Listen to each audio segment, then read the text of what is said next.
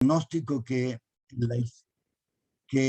el laicismo precisamente lo convirtió en como creerse que la neutralización de todas las fuentes culturales, eso es la verdadera laicidad, mientras que eso es quitar la nutrición de la democracia, ¿no? Y del diálogo plural, ¿no?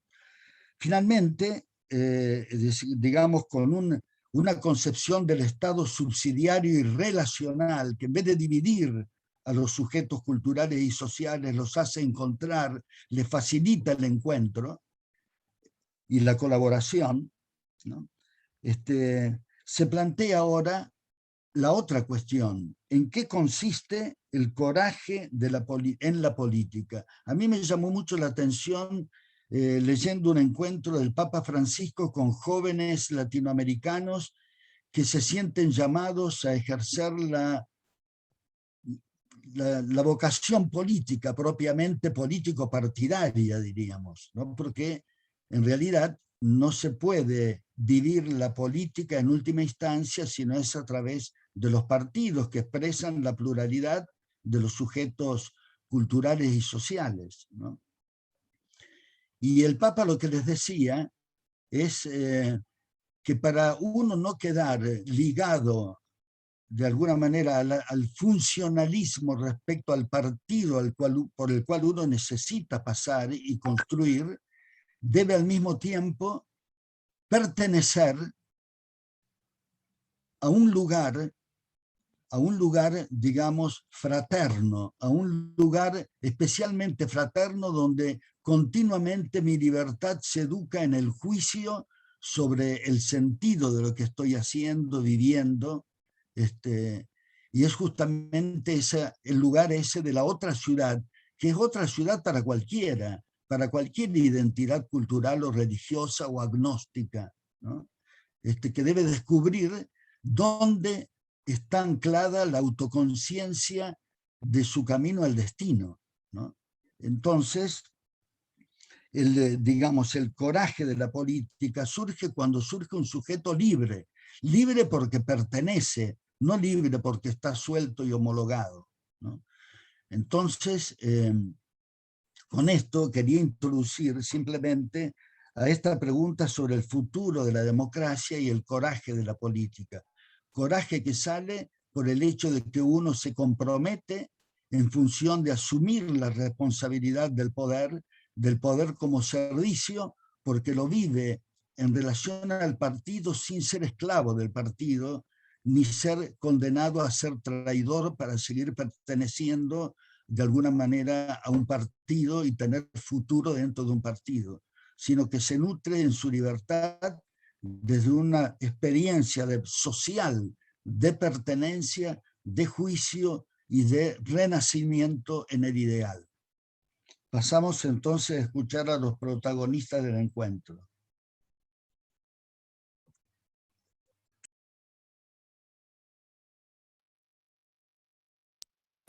Okay.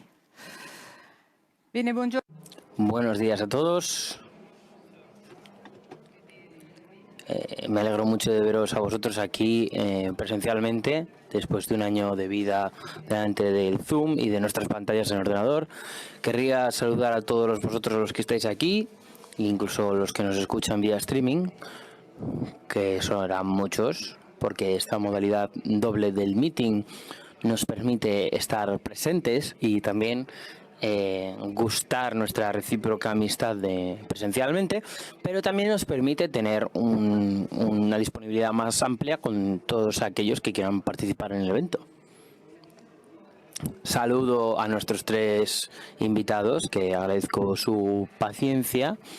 Hemos tenido una media hora de diálogo en directo, pero ahora podemos hablar ya todos, estamos ya todos conectados, y con un gran placer quiero saludar a nuestros invitados, que son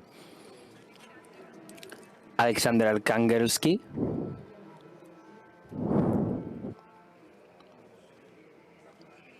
escritor, se dedica también a la televisión y es periodista de un periódico ruso. y lleva su programa televisivo y que se dedica a la realidad social y religiosa, y ha colaborado con el Estado ruso. También ha hecho historia y ha publicado textos de la época de los zares, de Alejandro I, y enseña en la Facultad de Comunicación en la Escuela Superior de Moscú, y hasta en 2006-2020 en el Meeting. Tenemos también a Luciano Violante. Espero que pueda escuchar el aplauso. Presidente emérito de la Cámara de los Diputados, una vida de abogado, ya sea en las aulas universitarias o en el Parlamento, de jurista, perdón, amigo del Meeting y presidente, aunque después ha sido parte del grupo de trabajo que ha intentado hacer la reforma institucional italiana.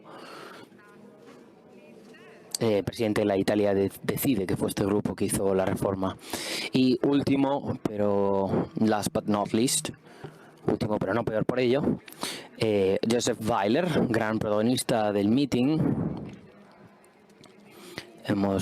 Si empezamos con el inventario de cuando has venido al Meeting, empezamos en el 2005, 2012 y terminamos hoy, porque has venido y estamos encantados de que participes con nosotros en el Meeting a menudo, y luego gracias a esta forma podemos conectarnos, ¿no?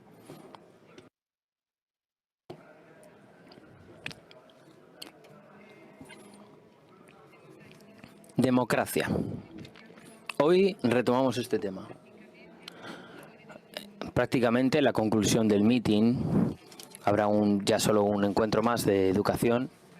Hemos hablado ya con los políticos y todos los secretarios de los partidos italianos estaban presentes. Y con ellos hemos hablado de un aspecto dramático y problemático de la democracia, que es la crisis de los partidos, de su relación con el pueblo y con la sociedad civil.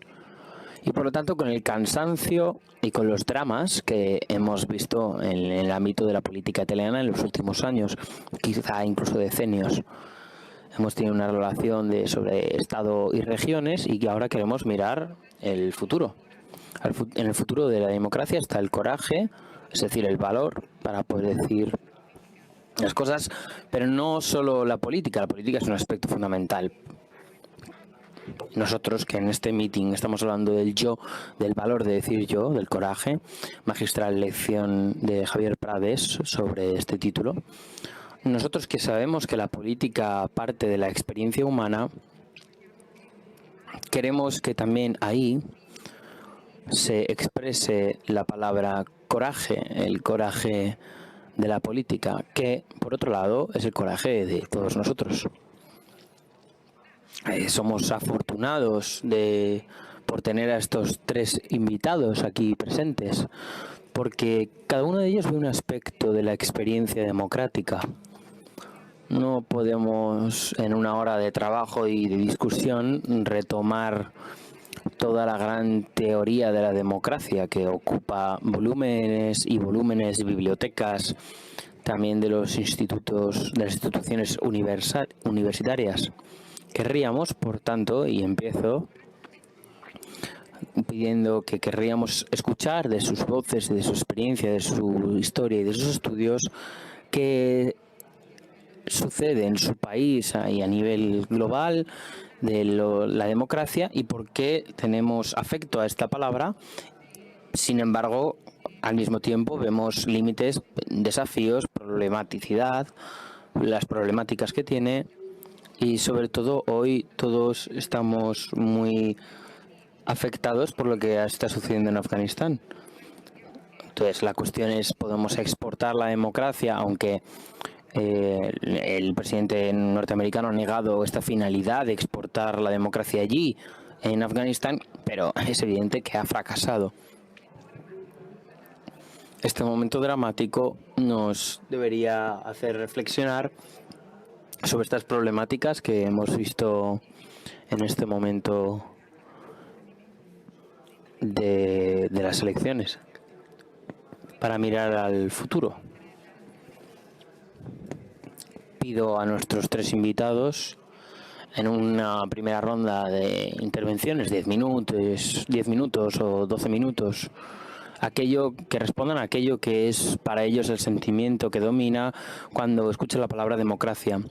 Y después habrá eventualmente una segunda ronda donde podremos puntualizar alguna cosa con respecto al futuro.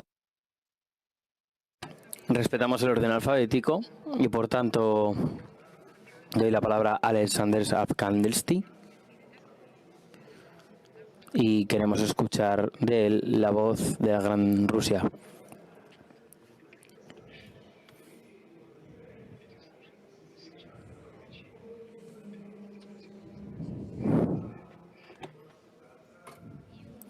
Yo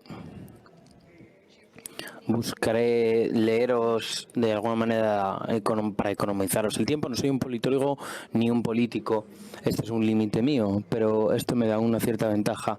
De hecho, no tengo en cuenta buscar soluciones de compromiso y renunciar al ideal de la coyuntura. Para mí es importante recordar una sola cosa. La democracia no está hecha solo de instituciones políticas libres y sea en el pasado o en el presente, sino el tomar decisiones que puedan ser controladas por la sociedad. La democracia es sobre todo una forma política de solidaridad.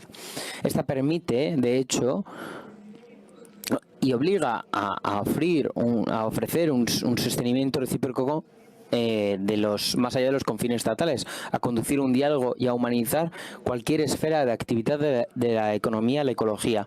Por esto es inevitable legar el principio de la sociedad abierta en el sentido de que no cerramos nosotros nuestros intereses nacionales, y también en el senso que defendemos de nuestros vecinos en la confrontación con nosotros o los lejanos, alzando los mures como los chinos, con los chinos, ¿no?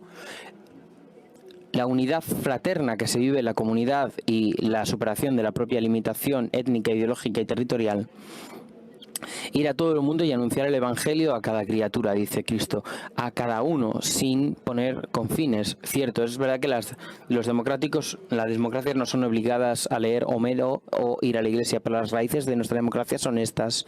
Si tomamos en consideración los eventos políticos de los últimos 3 años desde el punto de vista ideal, tenemos que reconocer que las instituciones democráticas se han debilitado notablemente, mientras que se han reforzado las autoridades del momento. Y el problema no es solo que la gigantesca China nos ha demostrado la eficiencia del control digital, que se puede usar bien y también mal. Las cosas son más complejas. Durante la pandemia la economía, la gente ha sufrido, pero muchos políticos occidentales han vencido la elección y la burocracia general ha beneficiado la tragedia. No existen más los gilets jaunes en Francia y está extremadamente disminuida la crisis migratoria en Alemania. No se habla más del problema catalán en España. La Comisión Europea viene por la propia resolución sin encontrar particular resistencia, y todo esto gracias a que, en parte gracias a las limitaciones de la libertad, inevitable en épocas de situaciones de emergencia. También la libertad de moverse, de movimiento, y también gracias a que la gente, duramente probada, se concentra más en las cuestiones internas nacionales locales que no solo las mundiales. Se puede sacrificar un poco de deberes incómodos en la democracia, por ejemplo, la responsabilidad de los extranjeros. Políticamente es más cómodo, más simple. De hecho, junto con las personas que emigran, el problema es de la medida es que en los años 70 y 80, la época de la cortina del muro de hierro, y solamente el mundo entre la URSS y el mundo occidental era una realidad, pero entre ellos de la cortina de hierro estaban los grandes líderes que sostenían los ideales de una sociedad solidaria y abierta, y ellos tenían una resonancia en las manos. Dos nombres, Andrei Sharov, del cual hemos recordado su centenario, y el Papa Juan Pablo II, que habría cumplido hoy 101 años, o que habría cumplido este tiempo. Podría decir un nombre que, mirando a Louis Shanley, Václav Havel o Vladimir Vuskovil, el padre de Asmen, no tienen necesidad de recordar que el mitin y el mismo movimiento de comunidad y liberación son parte de este grandioso proyecto de esperanza en una sociedad solidaria, del sueño de una democracia democracia cristiana y una democracia de los ideales humanos. Yo he realizado un gran proyecto con videoentrevistas a los disidentes soviéticos, y casi todos han hablado de la importancia de las instituciones de solidaridad europea y americanas existentes ahora mismo. Y yo subrayo 2 veces, era una solidaridad no estatal, sino civil. En el caso de que yo fuera expulsado del país y privado de la ciudadanía, el disidente sabía que no sería dejado solo para afrontar los propios problemas, sino que sería estado puesto en varias formas para sostenerle también de manera moral. No se permitía estos manuscritos, a de eso ahora destruidos. Existía un sistema alternativo de intelectuales de radio en Occidente. Hoy, sin embargo, está el riesgo de que triunfe un esfuerzo pragmático. En Afganistán, por ejemplo, han abandonado al destino decenas de miles de personas y de mujeres que han creído en la posibilidad de exportar la democracia.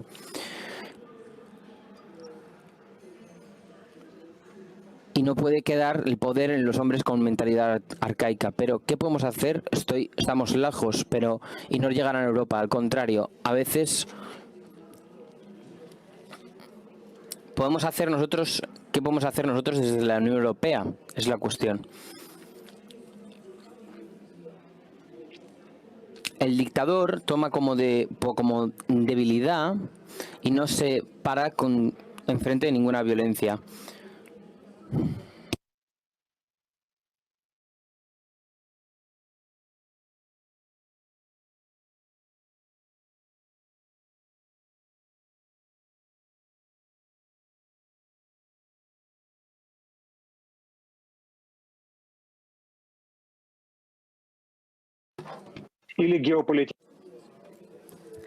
O si los intereses geopolíticos y burocráticos tendrán una vez más se estarán en lo alto. Cogemos como ejemplo la Rusia. Aquí la situación es mejor que en Bielorrusia, para no hablar de Afganistán, pero podemos ver un lento, inexorable y creciente degrado de los institutos de información y de opinión pública. Solo en el último año y medio, se han promulgado diferentes leyes que ponen en dificultad y destruyen las bases de libertad de información, del debate libre. Por ejemplo, la ley sobre la instrucción. En los años pasados, el estatus de agente extranjero se atribuía solo a personalidades jurídicas. Entre otros, la Fundación Memorial, el portal Medusa, el canal televisivo Pioggia Lluvia. Eso significaba automáticamente perder cada posibilidad de financiarse a través de la publicidad, pero consentía de sobrevivir y accionar de alguna manera. Pero ahora las personas físicas, por ejemplo, cada periodista o escritor puede personalmente ser reconocido como trabajador en las funciones de agente extranjero. Solo hacen falta 3 condiciones. Obtener dinero del extranjero, por ejemplo, de amigos o parientes, ser citados públicamente por un medio televisivo, una decisión arbitraria del Ministerio de la Justicia. A ese punto podemos dimenticarnos de la profesión de periodista o la posibilidad de tener clases públicas, de enseñar, de ganar trabajando en campo humanístico. Hay más de 15 personas que están tachadas de esa forma, entre otros unos alumnos míos. Y yo no estoy contento con eso, porque le he impulsado a esa profesión que, bueno, siempre ha sido periculosa, pero que no dejaba a un periodista solo con sus problemas. La democracia es imposible sin instituciones de solidaridad y es profundamente en crisis. La primera cosa que quiero hacer es regresar a un pasado comprensible. Solo hace 2 años, durante la crisis migratoria seguidas por las guerras en Siria y en Libia, los problemas no eran menos, pero la solidaridad era mucho más. Pero uno de los teólogos rusos del siglo XX, el metropolita Antoni de Shuros, ha dicho, y yo cito: nosotros luchamos para regresar lo más rápido posible a la condición del pasado. Alejando de nosotros el don que se esconde detrás de esa acción de Dios, y eso nos da miedo. La derrota podría ser la posibilidad de una victoria. La nueva generación de políticos, incluso de personas normales, pueden y tienen que intentar regresar al mundo abierto de antes de la pandemia. Un mundo que no es igual al del pasado, de los años 70 y 80. Se necesita encontrar nuevos líderes de la opinión pública que pueden desempeñar un papel igual al que tuvieron, por ejemplo, el Papa Juan Pablo II o Don Luigi Giussani. Y tenemos que intentar vivir reconociendo nuestros límites en el tiempo. E incluso entender cuánto es frágil el mundo de la democracia y empezar de esa forma a reconocer los valores universales. Así que paso tras paso, intentar volver al mundo antes de la pandemia, un mundo incómodo, pero el único posible para los ciudadanos, y sobre todo recordar que sin una dimensión ideal, la democracia va a degenerar rápidamente y se traicionará a sí misma. Gracias. Grazie ad Alexander Anger. Gracias. Muchas gracias a Alexander para habernos dado ese marco en donde muchos elementos de la cultura rusa aparecen, porque ese sentido de la solidaridad en el ámbito de los sistemas incluso totalitarios es una experiencia que en los años pasados, en las décadas pasadas, todos hemos hecho. Porque todos hemos visto cómo Rusia fue capaz, incluso en las dificultades del régimen, de tener viva la llama del régimen. Incluso eso es muy importante, incluso para darnos cuenta de que también a través de las experiencias de las personas vivir unas situaciones y mantener abiertas las puertas a la esperanza, al coraje, al valor.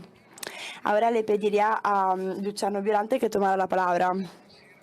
Muchas gracias, buenas noches, gracias por la invitación incluso este año. Espero vernos en persona y no a través de una pantalla. Yo me gustaría empezar por una paradoja. ¿Qué es esto?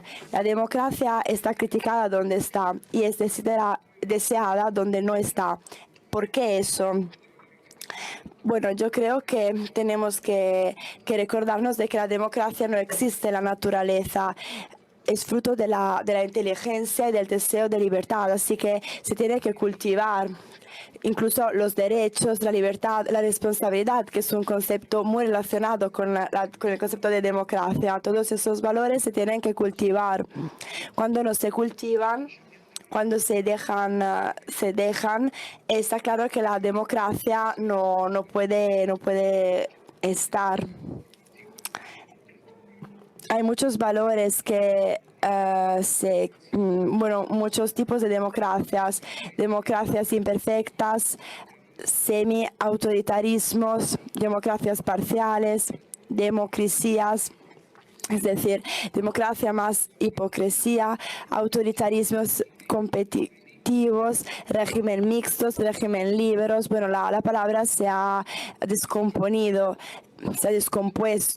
y cuando eso pasa significa que hay bajo de esa palabra algo muy fuerte que nos impulsa. En ese caso que es el deseo de una reflexión que intentamos hacer aquí hoy. Bueno, Lorenza, tú citabas Afganistán. Creo que Afganistán nos ha dado una lección porque la democracia no se puede proponer con la fuerza, sino con la persuasión, no se puede imponer.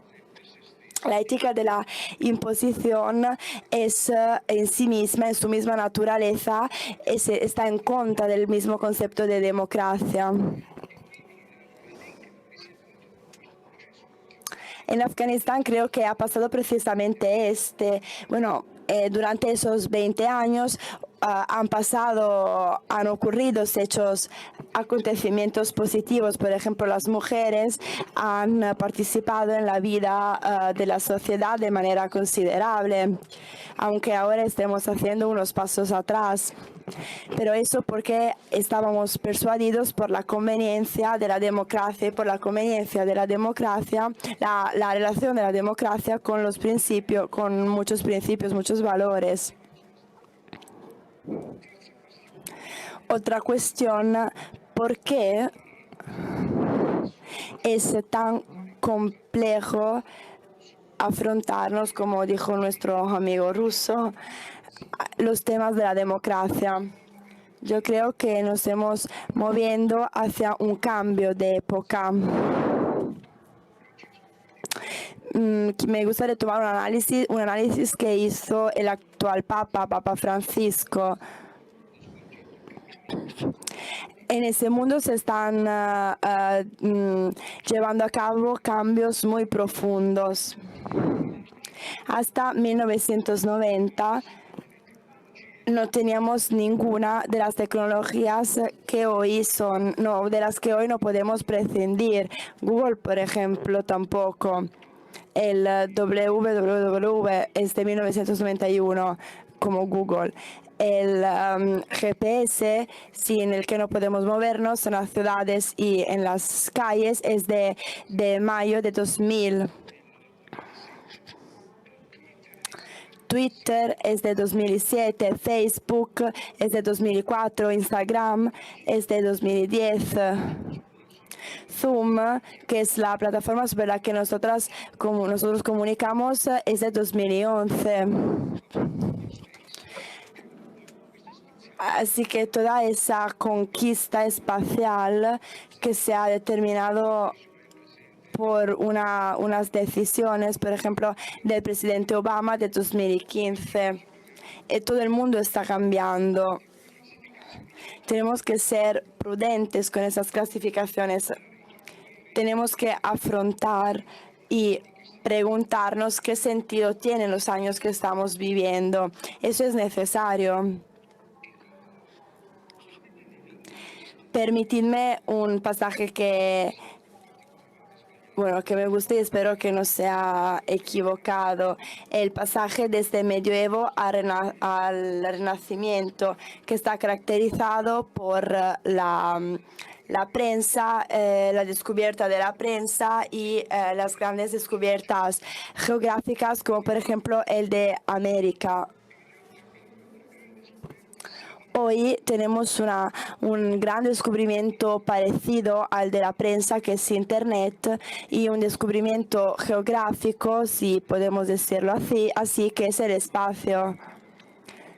No sé si esto se puede parecer a medioevo y renacimiento, pero determina un nuevo tiempo, un nuevo cambio de época. Eso es importante.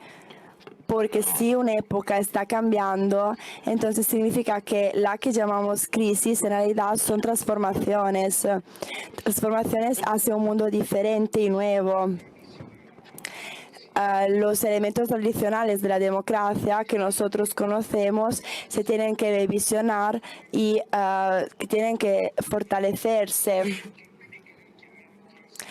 Yo creo que lo que llamamos crisis en realidad no es así, son pasajes.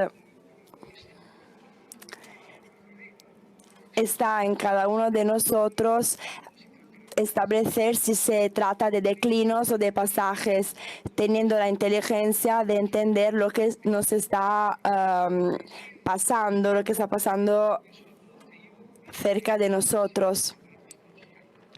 A veces yo veo que nos caracteriza la nostalgia, la memoria del pasado, pero tenemos que mirar hacia adelante. Bueno, aquí veo a muchos jóvenes, como por suerte hay en todos los meetings. Bueno, yo hablo de mi generación, pero incluso la tuya, Lorenza, han tenido ese salto tecnológico. Las generaciones más jóvenes vivirán más saltos tecnológicos. Así que no necesitamos más a mentes, a cabezas eruditas, sino a cabezas ágiles. Trabajar en ese sentido significa entonces trabajar para que la democracia del futuro sea fuerte, mirar sin nostalgia, sino con atención a lo que se nos pone adelante, proteger los valores de la democracia y actualizarlos, emplearlos en el mundo que estamos viviendo. Esa es la responsabilidad que tenemos, no mirar hacia el pasado, sino hacia el futuro, no un futuro genérico, pero sabiendo cuáles son las características del mundo que está cambiando. Gracias. Grazie. Gracias a Luciano Violante. Nuestro encuentro tenía, de hecho, también esta pregunta en el título muy clara. Este futuro de la democracia, ¿cómo se configurará?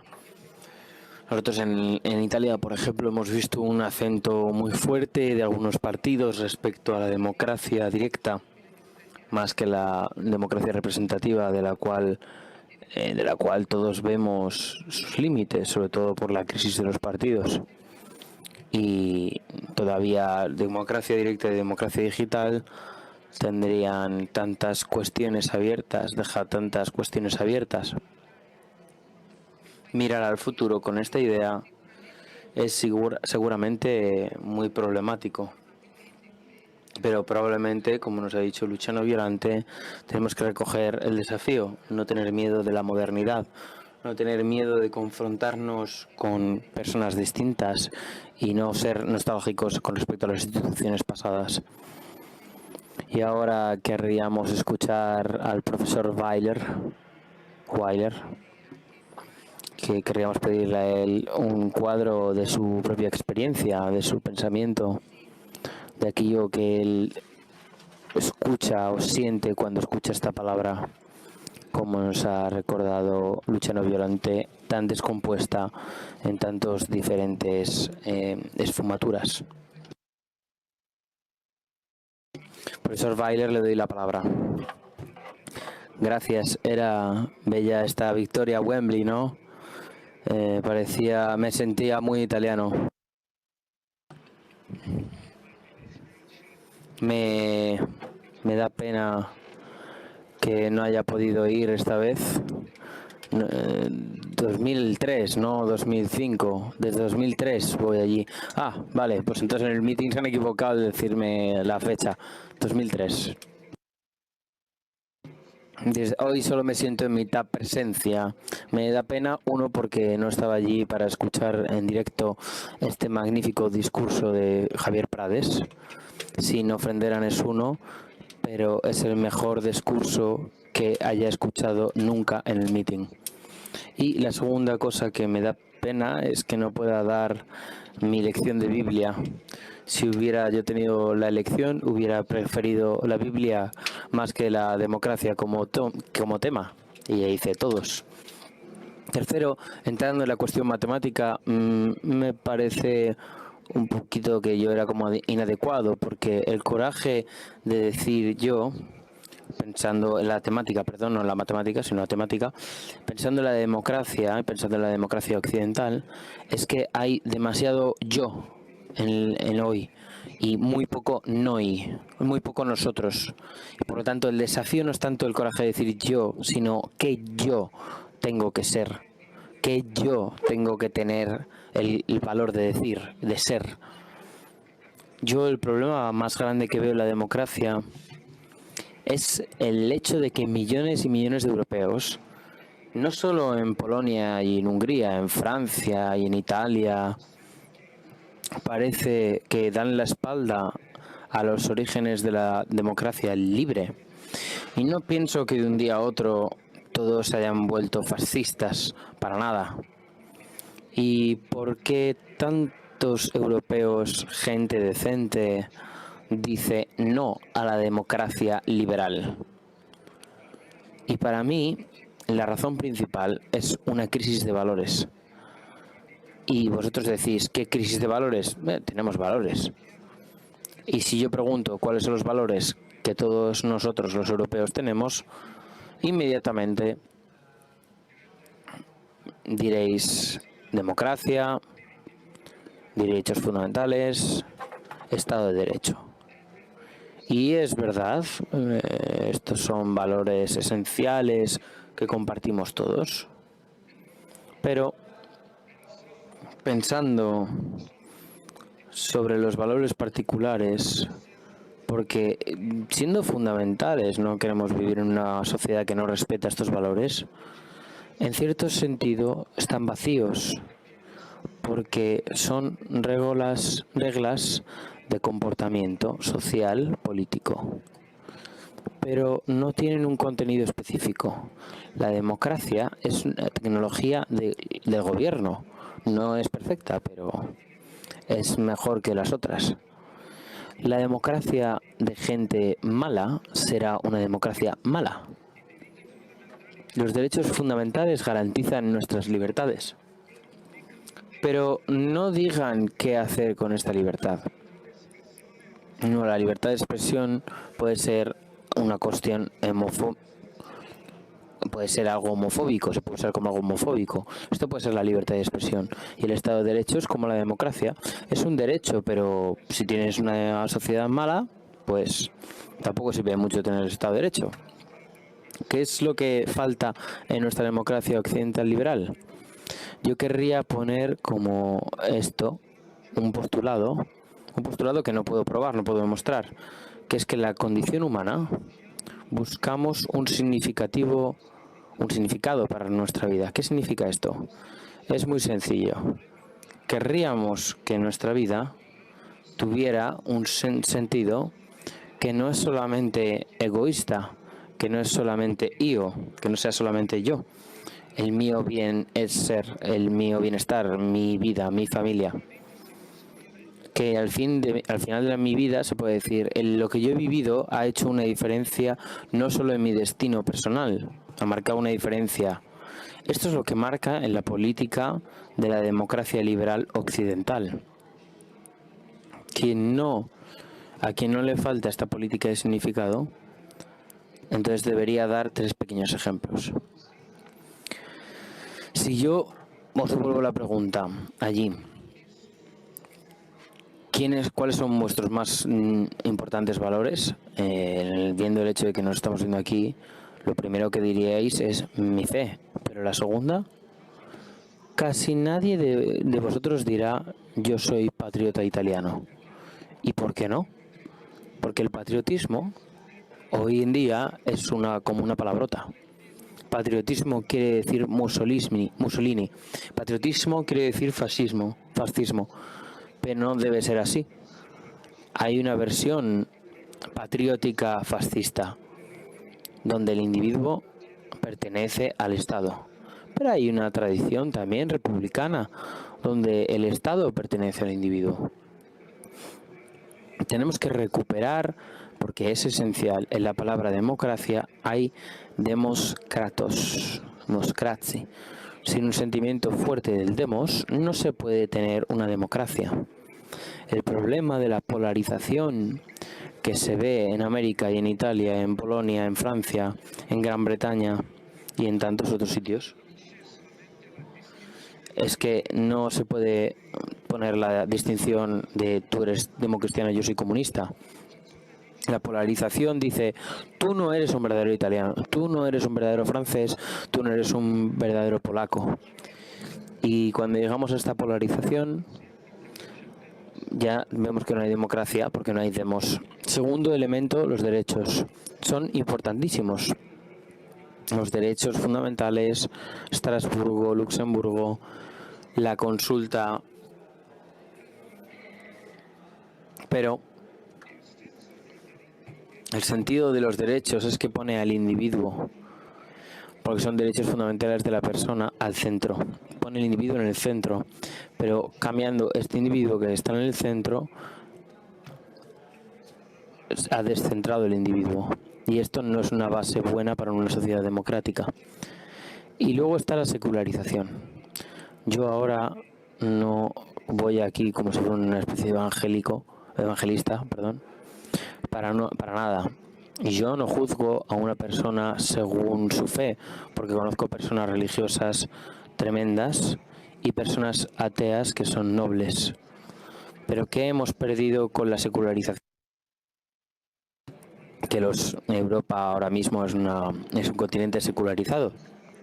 Hemos perdido la voz. Cada semana en la plaza pública, en las iglesias, etcétera, quien habla sobre los derechos y deberes y responsabilidad. Se habla sobre esto. Sin embargo, cuando el cura habla del discurso, no habla de los derechos, solo de nuestros deberes y responsabilidades con respecto a los demás. Y esto es un elemento esencial para una democracia viva. Ahora, ¿qué tipo de yo quiero yo? Primero, un yo que tiene el coraje no solo de echar la culpa a los demás. ¿Por qué el gobierno no hace esto? ¿Por qué el ayuntamiento no hace esto? ¿Por qué Europa no hace esto?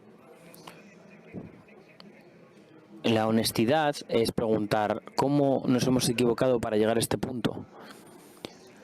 Esto sí que necesita de un cierto valor, de un cierto coraje. Según nuestros políticos, querría que cada cierto tiempo hicieran algo por el bien público sin pensar en los votos para las próximas elecciones, ¿no? Como ha hecho ahora Cartabia con la reforma jurídica. Esto que ha hecho Cartabia es coraje, hacer aquello que tú crees, no solo que se debe porque es popular o no es popular para ser elegido o no ser elegido. Aplausos.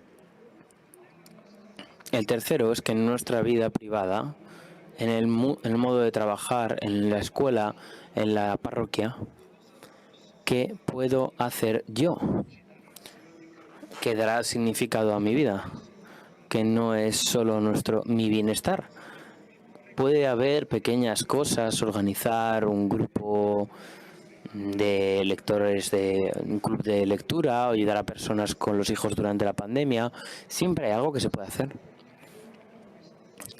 Si hacemos todo esto, eso es democracia viva. Esto es el coraje de no echar la culpa a los demás, sino que preguntarse qué puedo hacer yo. Y finalmente, como gente de fe, con humildad, no con orgullo, ponernos en la plaza pública y dar ejemplo de una opción de vida, de significado. Gracias.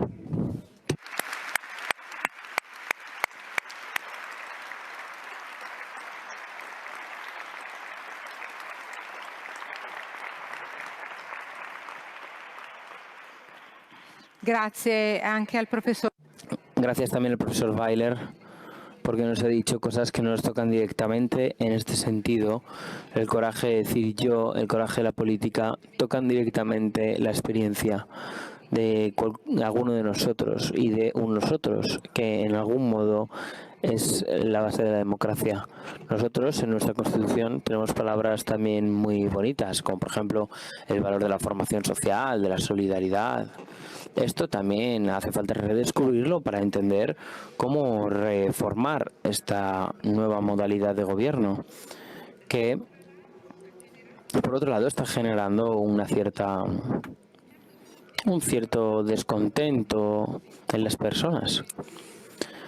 En un reciente cuestionario sobre el valor de la democracia, muchos jóvenes se han revelado como desilusionados con la democracia, y sin embargo vemos la participación de las elecciones, que es un momento muy válido de la experiencia democrática. Ahí vemos que hay una lejanía con respecto a la experiencia humana y democrática. Tenemos tantos puntos que decir de estas primeras intervenciones y yo querría, según una lógica de diálogo, poder profundizar en estos puntos.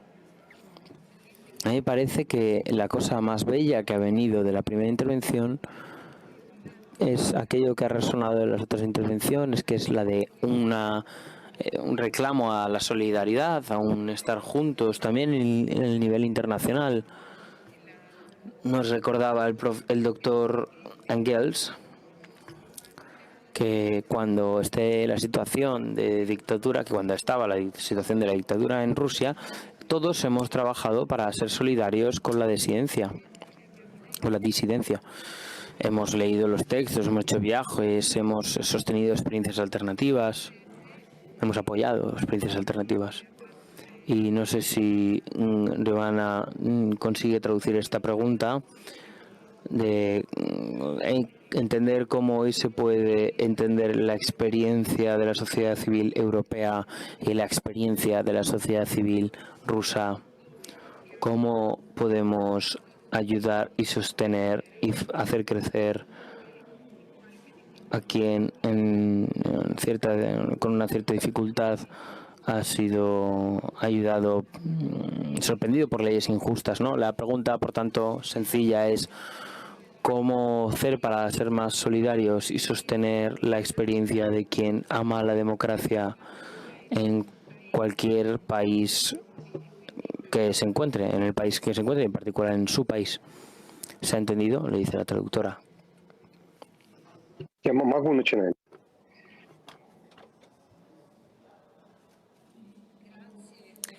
Muchas gracias por esa posibilidad de volver a hablar. No puedo dar unos consejos a mis amigos europeos, pero puedo decir como nosotros en nuestro país intentamos trabajar sobre la solidaridad. Por ejemplo, hay esta organización Pen Club y nosotros no podemos liberar a nuestros compañeros periodistas y escritores de las persecuciones y del Estado y del estatus de agente extranjero, pero nosotros no nos quedamos callados. Nosotros hacemos unas declaraciones, intentamos trabajar con el Consorcio de los Periodistas Internacionales y de esa forma nadie puede decir que no sabe lo que pasaba, lo que está pasando y cuáles son las consecuencias. A veces logramos parar unas iniciativas legislativas que son locas, pero a veces no. Cuando nosotros hablamos de democracia híbrida, esa no es una verdadera democracia. Sin embargo, de alguna forma logramos conservar en una sociedad civil a los estudiantes, a las instituciones y ser útiles para hacer nacer unos puentes, unas conexiones entre la población intelectual y la sociedad rusa. Bueno, pues es por eso por lo que no puedo dar consejos a mis amigos europeos, pero dentro de nuestro país intentamos hacer todo lo que podamos y seguiremos haciéndolo. El valor se necesita muchas veces no solo para hablar, sino para seguir ayudando en silencio a quien lo necesita más. Muchas veces el valor se requiere solo para poder citar a los nombres de unos medios, de unas televisiones y periodistas y para seguir de esa forma ayudándoles. Quiero subrayar el hecho de que una persona a la que se le tacha como agente extranjero no puede ni enseñar, entrar ni salir del país. Se convierte en su país un excluido y necesita personas que le ayuden en su país y que se separe ese miedo, ¿no? No es una lucha política. Nosotros no formamos parte de la política, del sistema político como tal, pero por otro lado entendemos que hay un gran trabajo por hacer en el ámbito de la sociedad civil y ese es fundamental, es nuestra batalla. Nuestra batalla se está dirigiendo hacia allí. Esas son las personas que necesitan nuestra ayuda y una solidaridad que en nuestro país está, pero que se tiene que extender también en el extranjero, en el mundo internacional. Gracias. Sì. Grazie davvero. Muchas gracias. Nosotros siempre hemos intentado apoyar a quien tenía una situación política un poquito difícil y problemática.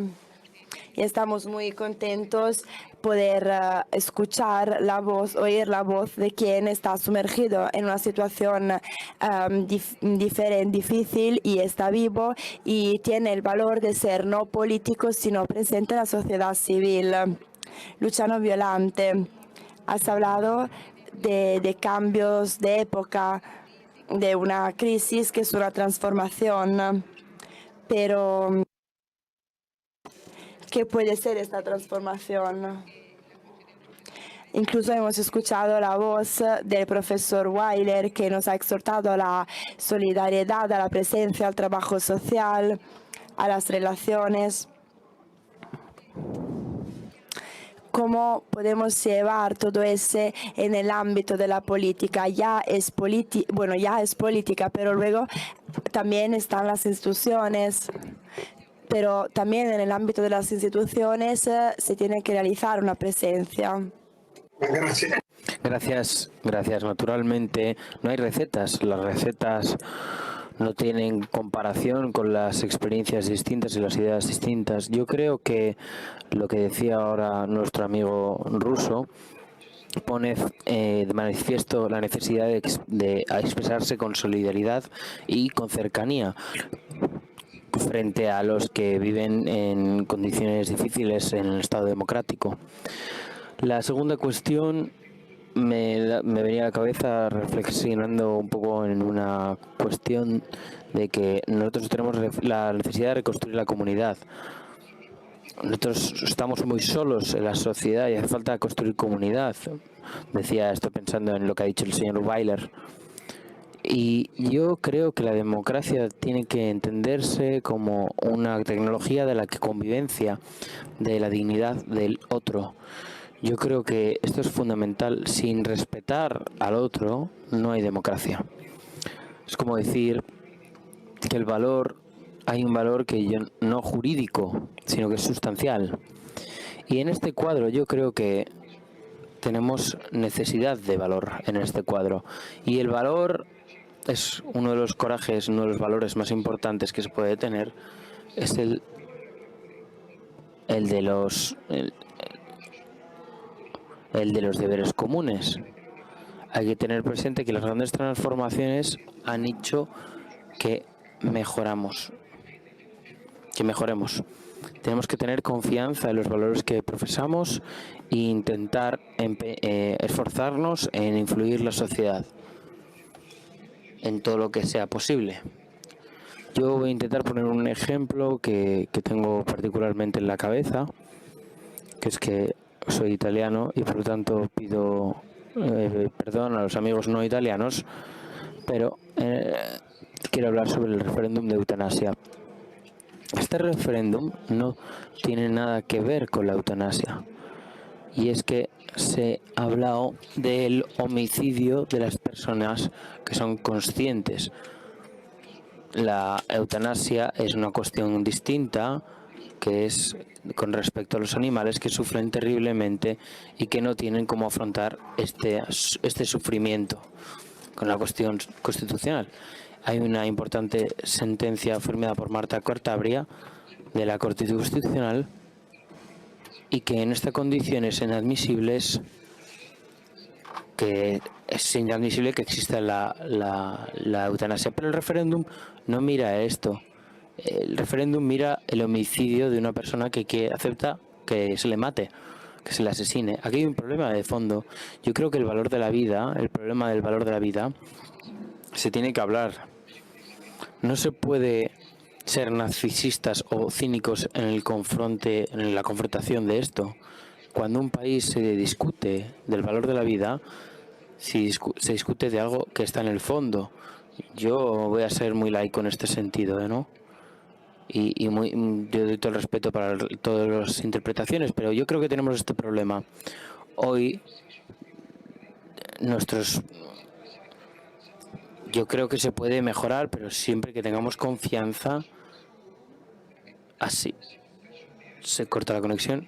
Yo creo que se puede ver la positividad y la conveniencia de la positividad. Y no hace falta que nos comprometamos.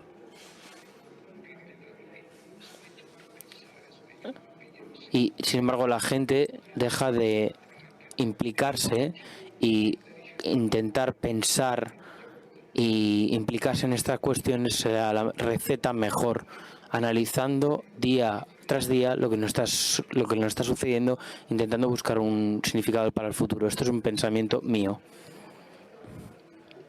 Gracias.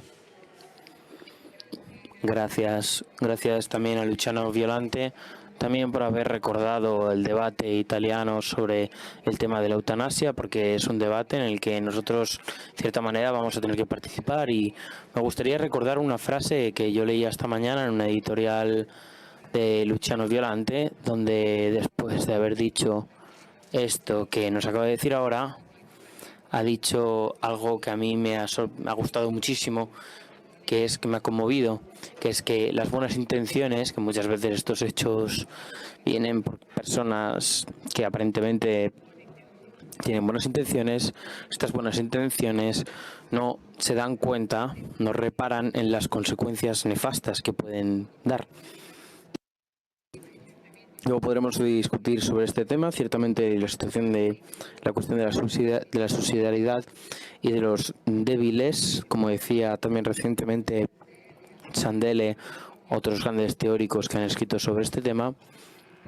Si una democracia se convierte en la solidaridad, en la soledad, está destinada a vaciarse desde dentro. Profesor Weiler, me gustaría pedirle una última consideración, un último pensamiento.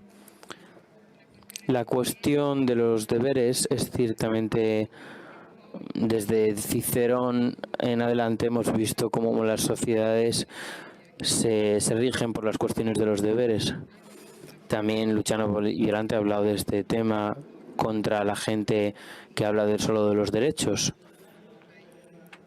que por otro lado son importantes también, por supuesto. Sin embargo, querría, si pudiera, profundizar en este punto del tema del patriotismo, porque el patriotismo es un factor y puede ser un factor de solidaridad. No solo se tienen que hacer las manifestaciones en Roma para ser patriótico. El patriotismo constitucional, el amor por la patria, como entra en el pensamiento de la democracia, cómo es parte de una democracia que vive y continúa a ser nutrida por el pueblo soberano, entre comillas. Yo pienso que, viendo que solo tenemos 2 minutos, 10 dicen por aquí, me dicen 10 minutes. Bueno, querría, en cualquier caso, decir primero una palabra sobre Afganistán, porque aquello que sucede en Afganistán no se puede mirar. El futuro del talibán y del pueblo afgano, y sobre todo las mujeres allí, es impensable. Pero esta crítica de líderes europeos, italianos, españoles, franceses, alemanes y tantos otros respecto a los Estados Unidos, a mí me da la risa. Hipocresía es increíble. En 20 años, los Estados Unidos han gastado 2 millones, 2 con 2 ceros en Afganistán. Han perdido 2.530 soldados. ¿Cuántos soldados ha perdido Italia defendiendo la democracia en Afganistán? Francia, que se ha retirado en 2012, que España, que no ha puesto el pie allí, Alemania, que no ha puesto el pie allí. Es el mismo fenómeno, siempre echar la culpa a los demás y nunca preguntarse qué hemos hecho nosotros protegiendo la democracia en Afganistán. Gran mar de lágrimas de cocodrilo. Por eso es trágico, claro que es trágico, pero el pueblo americano se ha cansado. Y esto también es una democracia. Después de 20 años han dicho basta. Es trágico, pero antes de criticar hace falta preguntarse qué hemos hecho nosotros en estos últimos 20 años para proteger la democracia en Afganistán. Gracias.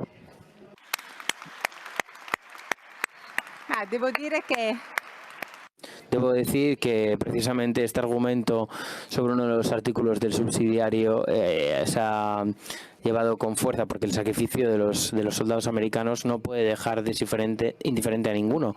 Y de hecho los líderes europeos tienden a mirar a otras responsabilidades que Europa en su estar juntos no ha asumido. Y quizá no asumirá porque el sentido de la solidaridad en la confrontación de los prófugos o de los inmigrantes, nosotros lo hemos visto cómo ha sido débil en estos años en Europa. Querría, sin embargo, decir una última cosa pequeña, y es que estos días nos hemos esforzado mucho, y quiero decirlo también con humildad, como decía el profesor Weiler. Hemos visto también en estos días tantas cosas verdaderamente nobles que se han hecho por los soldados, de la gente simple que está allí ayudando persona a persona a salir de la situación de Afganistán y a reencontrar en nuestro y en otros países una vida más digna. Sin olvidar, por supuesto, las millones de personas que se quedarán allí.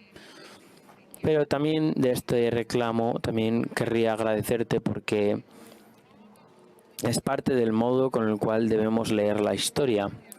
Tenemos que mirar la historia siempre con realismo, pero también preguntándonos qué podemos hacer. Y yo estoy convencida de que el elemento de acogida que tanto caracteriza a nuestro pueblo puede expresarse no de nuestro pueblo, no de la política, se puede expresar de manera positiva.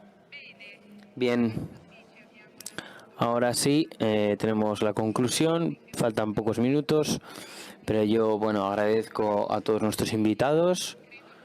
Creo que hemos tenido un ejemplo de democracia práctica, que es conocer las situaciones distintas, mirar al futuro y escuchar también una crítica enérgica en la confrontación de ciertas elecciones que algunos países están haciendo. Es importante porque el futuro de la democracia es una experiencia que se puede hacer. El coraje de la política es primero el coraje de cada uno de nosotros, el valor de cada uno de nosotros. Y yo agradezco también a las personas que nos han escuchado pacientemente, la gente que nos ha escuchado desde lejos, y permitidme, por favor, concluir este encuentro con una ya sabida, pero espero que por favor no lo toméis como algo ya sabido, y es que todos sabemos que el meeting es un evento verdaderamente único. Somos conscientes de que si está en pie es por la colaboración de todos, y por esto nosotros pedimos sin vergüenza, con humildad, pero con decisión, que pueda existir por parte de todos los que nos escuchan una participación fáctica a la vida del meeting. Es el modo el más sencillo, aquel más allá de las ideas que el meeting busca hacer y exponer, es darle una ayuda económica. En toda la feria hay estaciones, hay lugares que pone Dona Ahora, que tienen el corazón rojo, y estas donaciones deberían ser únicamente en los sitios dedicados a ello.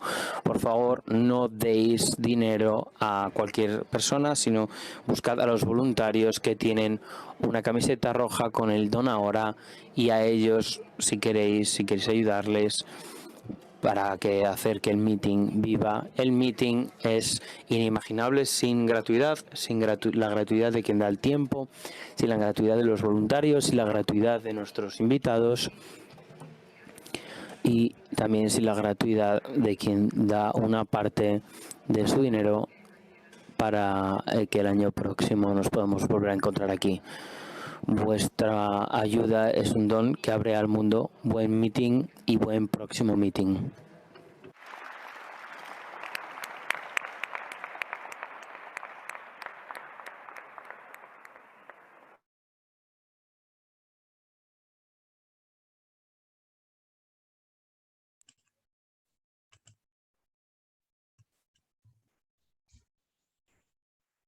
Bien, hemos entonces escuchado y podríamos remarcar solamente algunas líneas, ¿no?, de convergencia y de complementariedad entre los expositores, ¿no?, de que una democracia no es simplemente una cuestión formal institucional, sino que implica un ethos de la solidaridad más allá de los confines estatales, abierta al mundo entero, ¿no?, y una solidaridad civil en la cual las personas puedan encontrar un acogimiento y una defensa de su dignidad frente a las acusaciones a veces del poder, como lo decía Alexander. La batalla se lleva en la sociedad civil y proponía para eso una nueva generación de políticos que tengan la estatura educativa que tuvieron Juan Pablo II, que tuvo don Giussani, es decir, de generar verdaderamente sociedad civil para una democracia viva, que como nos decía Luciano Violante, en este cambio de época, la democracia es algo que no se puede imponer, sino que implica ser testimoniada, ¿no?, en este pasaje, y por eso en este pasaje de época, de cambio de época, lo cual implica revisar y fortalecer el diálogo y la reflexión de fondo sobre cuestiones, como él mismo señalaba recién, la solidaridad, la reflexión sobre cómo vivir cotidianamente la solidaridad y la cercanía a los que viven en situaciones difíciles, vivir, digamos, sujetos que revivan el sentido de la comunidad y el respeto para el otro, para con el otro, no solo en su valor jurídico institucional, sino en su dignidad sustancial, ¿no? Por último, me parece interesante las remarcas que hizo Joseph Weiler cuando decía que una democracia será mala cuando la gente es mala, y la democracia será buena o mejor cuando la gente está imbuida de un sentido de bondad, digamos, que con valores vacíos no renace la vida democrática, sino con testimonios, ¿no? En la condición humana, recuperar el sentido de la condición humana, en la que todos necesitamos y buscamos el significado para nuestra vida, que no sea solo algo mío, algo que se resuelve en una especie de privatismo individualista, sino algo que tenga un valor convocante para todos, ¿no? Y por ahí pasa la reconstrucción de una democracia viva, de los deberes y de las responsabilidades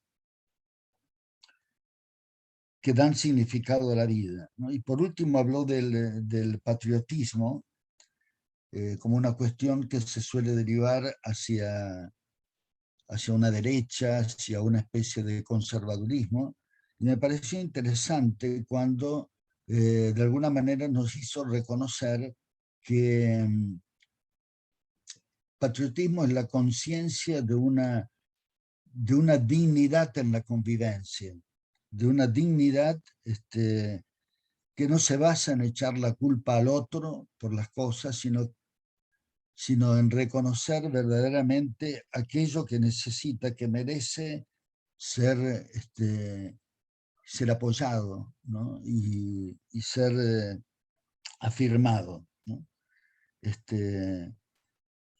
Bueno, con esto terminamos este bello, fuerte encuentro que indicó cuestiones de fondo, y les volvemos a decir a todos que, bueno, quedan abiertas pidiendo suscripción al centro de referencia en el meeting para esas 12 exposiciones y muestras que son muy importantes para visitarlas, porque expresan todo el trabajo precedente que va preparando y gestando al meeting desde la base social, desde la base de un pueblo que es afirmativo, positivo, propositivo, ¿no?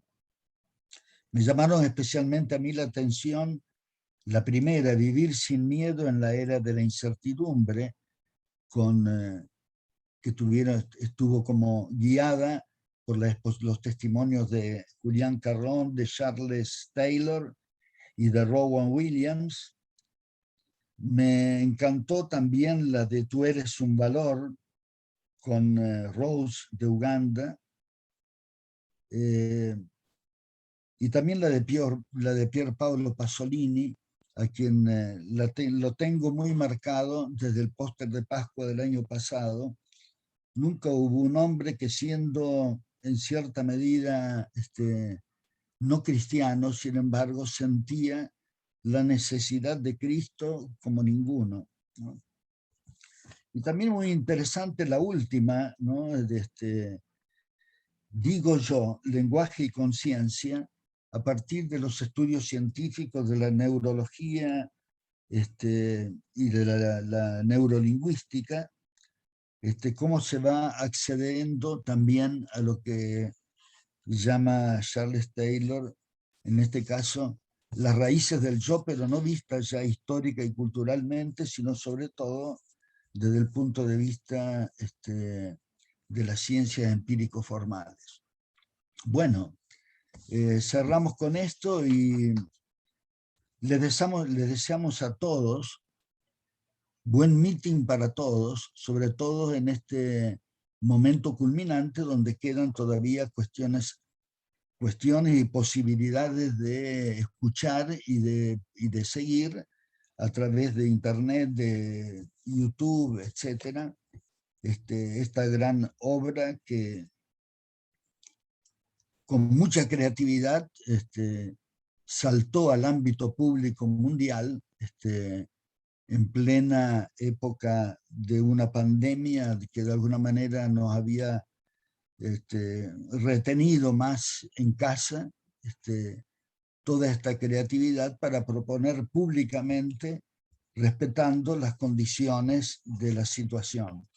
Muchas gracias y entonces fue el meeting para todos.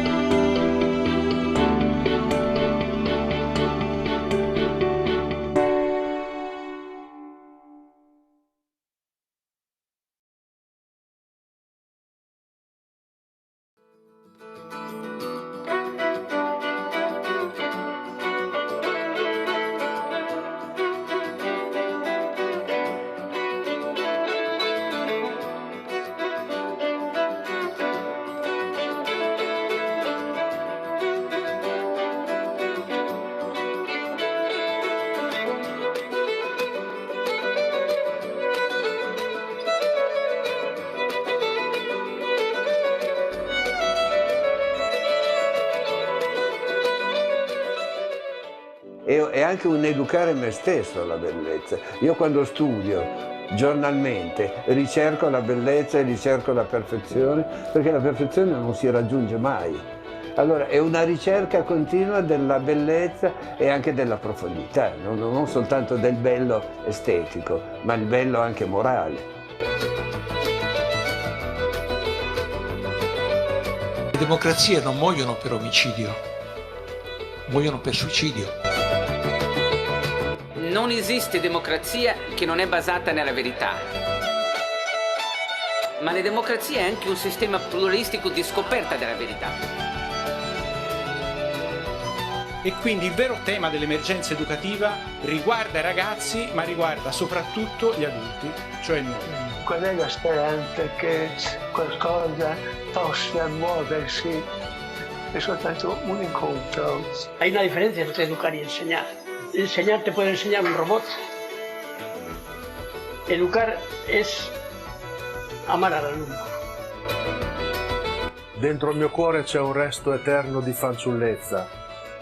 E non è il mistero del mondo che tu rischia d'essere vero. È troppo libero il mio cuore. È troppo libero il mio cuore. In me lo credo e altrove vive.